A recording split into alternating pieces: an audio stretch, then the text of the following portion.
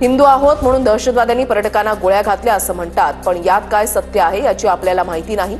जगदाळे कुटुंबियांच्या भेटीनंतर शरद पवार यांचं वक्तव्य, वादाची शक्यता।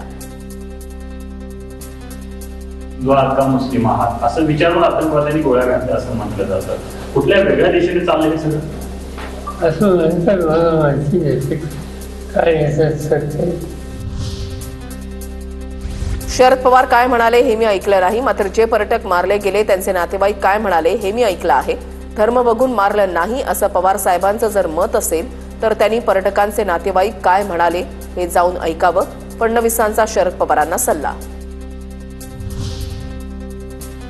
नागपुरात 2000हून अधिक तर पुण्यामध्ये 111 पाकिस्तानी नागरिक वास्तव्याला। पहलगाममध्ये झालेल्या हल्ल्यानंतर पाकिस्तानी नागरिकांवर नजर, माहिती गोळा करण्याची प्रक्रिया सुरू।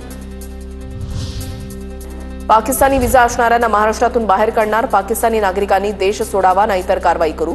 पाकिस्तानी कलाकार, पाकिस्तानी खेळाडूंबद्दल सहानुभूती नाही, मुख्यमंत्री देवेंद्र फडणवीसांचं वक्तव्य।